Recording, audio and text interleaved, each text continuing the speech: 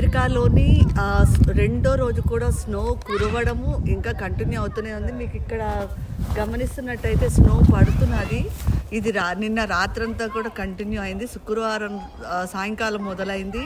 ఈరోజు ఇక్కడ అమెరికాలో ఆదివారం ఉదయము ఇప్పటి వరకు కూడా స్నో పడుతూనే ఉన్నది. మీరు చుట్టుపక్కల చూస్తే మీరు గమనించవచ్చు, మొత్తం అన్నీ మంచుతో నిండిపోయాయి. మీరు నా కాళ్ళు కూడా చూస్తే చాలా లోతుకి వెళ్ళిపోయాయి, అంత మంచు పడింది. ఇది ఆర్కన్సాలో పరిస్థితి. దీనికన్నా ఇంకా న్యూయార్కు, మిషిగన్, చికాగోలోని పరిస్థితి మరీ దారుణంగా ఉన్నది. అన్ని చోట్ల భీకరంగా మంచు పడుతుంది. చాలా చోట్ల కరెంటు పోయింది, పవర్ పోయిందని తెలుస్తోంది.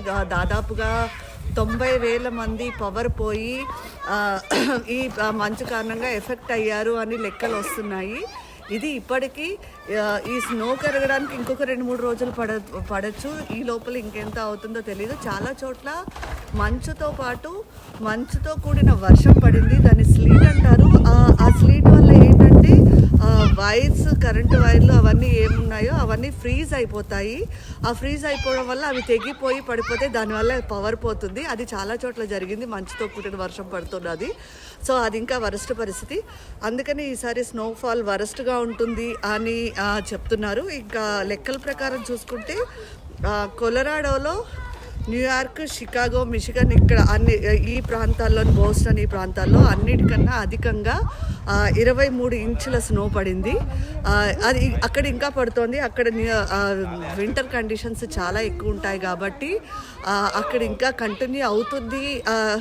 ఈ కండిషన్స్ అక్కడ మార్చి వరకు కంటిన్యూ అవుతాయి. కాకపోతే అత్యధికంగా స్నో ఫాల్ పడ్డ ఇదే టైంలో ఉంది. దీని తర్వాత కొంచెం తగ్గచ్చు, కానీ వింటర్ కండిషన్స్ మాత్రం కంటిన్యూ అవుతాయి. ఇంకా ఆర్కన్సాలో అయితే 8 ఇంచెస్ స్నో పడింది. కన్సస్లో కూడా 8 ఇంచెస్ పడింది. ఓక్లహోమాలో 7.5 పడింది. Missouri 5, Texas 4.5, Chicago, Illinois, Boston, Mississippi, New York, Michigan, Colorado వీటన్ని చోట్ల 23 నుంచి 28 మధ్యలో ఇంచెస్లు మంచు పడింది. అలాగే అక్కడ టెంపరేచర్స్ కూడా -38, -43 వరకు వెళ్ళాయి. ప్రస్తుతం ఇక్కడ నేను ఆర్కన్సాలో ఉన్నాను. ఇక్కడ బెంటన్విల్లో ప్రస్తుతం వెదరు -17 ఉంది. ఇది డిగ్రీలు -17 ఉంది, కానీ ఫీల్స్ లైక్ అని ఒకటి ఉంటుంది. అంటే -17 ఉన్నా కూడా మనుషులు ఎలా ఫీల్ అవుతారు అన్నది కూడా ప్రిడిక్షన్ ఉంటుంది. ఆ ప్రిడిక్షన్ అయితే -17 కన్నా ఇంకా తక్కువ, -23 ఉన్నది. నేను మనోజ్ఞ. Hi, hello. ఎలా ఉంది పరిస్థితి, మంచు ఇది అంతా, మీ ఎక్స్పీరియన్సెస్ చెప్తారా?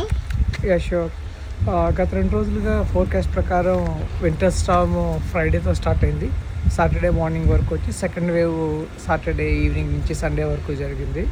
వేవ్ 1 కన్నా వేవ్ 2లో వచ్చిన మంచు వలన రోడ్లు చాలా వరకు బ్లాక్ అయ్యాయి. ఈవెన్ అపార్ట్మెంట్లు మీరు చుట్టుపక్కల చూసినా కూడా చాలా వరకు ఉంది. స్టార్మ్ అయిపోవడంతో పోస్ట్ స్టార్మ్ యాక్టివిటీస్ స్టార్ట్ అవుతున్నాయి. అపార్ట్మెంట్ వాళ్ళు కానీ, సిటీ కమ్యూనిటీ వాళ్ళు కానీ, నేషనల్ హైవే వాళ్ళు కానీ అందరూ కూడా రోడ్ని క్లియర్ చేస్తున్నారు. ప్రస్తుతానికైతే పరిస్థితులు పూర్తిగా మారలేదు అంటే ఇంకా రోడ్స్ క్లీన్ చేయడానికి టైం పట్టేటట్టుంది. సో బెంటన్విల్లే స్కూల్స్ ఆల్రెడీ నిన్న సెలవు ఇచ్చాయి. రేపు కూడా సెలవుని ఇప్పుడే డిక్లేర్ చేశాయి. వాళ్ళ మెసేజెస్ కూడా వస్తున్నాయి. చాలామంది సేఫ్టీ ఫస్ట్ అంటున్నారు కనుక ఎవరు ఇటు నుంచి బయటికి వెళ్లకుండా ఉండడానికే ప్రయత్నించమంటున్నారు. Unless any medical emergency. ఇంట్లో టెంపరేచర్స్ ఎలా ఉన్నాయి కొంచెం చెప్తారా? ఇంట్లో టెంపరేచర్స్ చాలా తక్కువ ఉన్నాయి. ఈ విండ్ కూడా ఉండడం వలన, విండ్ స్పీడ్ ఉండడం వలన టెంపరేచర్స్ -15, -12, -15 ఉన్న ఫీల్స్ లైక్ మాత్రం చాలా ఎక్కువ ఉంది సెంటిగ్రేడ్లో. దానివలన పెద్ద ఇల్లు ఉన్న వాళ్ళకి సెంట్రల్ హీటర్ సిస్టమ్స్ కూడా సరిగ్గా కావాల్సినంత టెంపరేచర్ ఉండకుండా చాలా కోల్డ్గా ఉంది. ప్రస్తుతానికైతే ఎటువంటి పవర్ అవుటేజెస్ లేవు. అంటే నేనున్న ప్లేస్లో ఎటువంటి పవర్ అవుటేజ్ లేదు. We are so lucky. Power outage లేకపోవడం వలన మేము స్టే వామ్గా ఉండగలిగాం. ప్రస్తుతానికి చూస్తే ఇంకా క్లీనింగ్కి టైం పట్టచ్చు. 24 గంటలు అయితే మినిమం పట్టేటట్టుంది. దాని తర్వాత రోడ్ క్లియరెన్స్ ఉంటే స్కూల్స్ ఓపెన్ అవుతాయి. పిల్లలు కూడా బ్యాక్ టు స్కూల్ వెళ్తారు. వర్కింగ్ కండిషన్స్ అయితే ప్రస్తుతానికి మేము కూడా వెయిట్ చేస్తున్నాం. ఆఫీస్ నుంచి ఏవైనా ఆఫీస్ నుంచే పని చేయాలా లేకపోతే రిమోట్గా పనిచేసే అవకాశం ఉందా అనేది. కానీ సేఫ్టీ ఫస్ట్ కనుక రిమోట్ కూడా వర్క్ అవుతుంది అనుకుంటున్నాను. Thank you. అసలైన తొలి వెలుగు. ఫాలో వాట్సాప్ @తొలి వెలుగు అఫీషియల్.